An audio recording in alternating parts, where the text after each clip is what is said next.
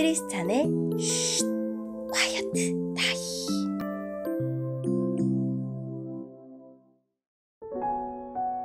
샬롬, 크리스찬 성도님들 반갑습니다. 오늘의 본문은 요한복음 19장 31절부터 42절까지의 말씀입니다. 본문의 제목은 십자가에서 무덤으로 입니다. 본문을 읽기 전에 어떤 내용인지 요약본을 먼저 읽어드릴게요. 유대인들은 안식일, 즉 유월절에 십자가에 시신을 두고 싶지 않았습니다. 이에 시체를 치워달라 요구했고 아리마대 사람 요셉과 니고데모가 예수님의 시신을 수습하여 장례를 치릅니다. 오늘의 본문 31절입니다. 이날은 예비일이었고 다음 날은 안식일이었습니다.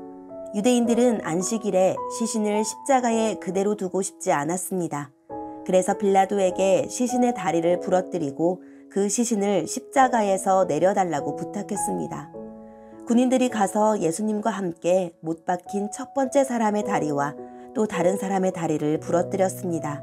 그러나 군인들이 예수님께 갔을 때에 그들은 예수님께서 이미 돌아가신 것을 알고는 그분의 다리를 부러뜨리지 않고 창으로 예수님의 옆구리를 찔렀습니다.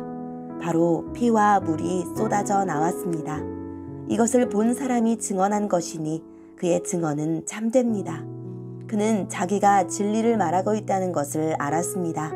그가 이렇게 말한 것은 여러분들도 믿게 하려는 것입니다.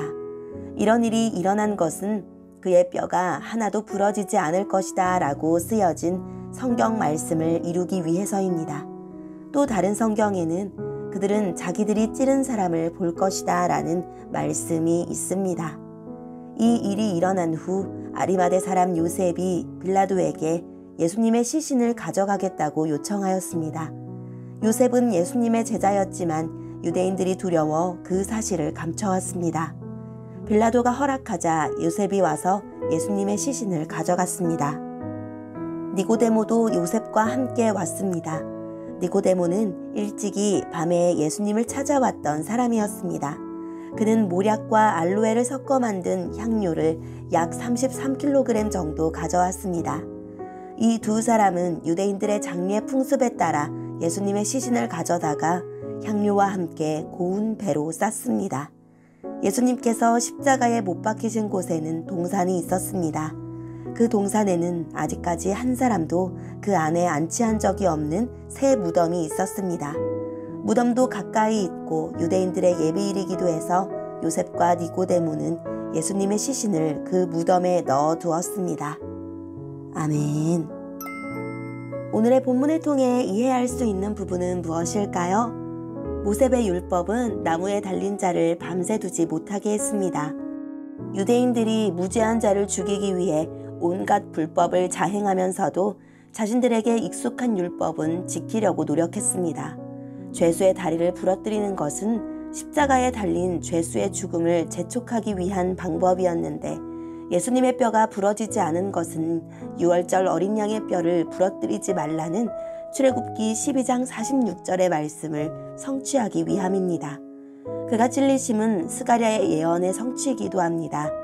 출애굽 전날 밤에 어린 양을 잡아서 그 피를 문 좌우측 기둥과 위쪽에 발라 하나님의 심판을 피하고 해방의 아침을 맞이한 것이 유월절의 기원입니다.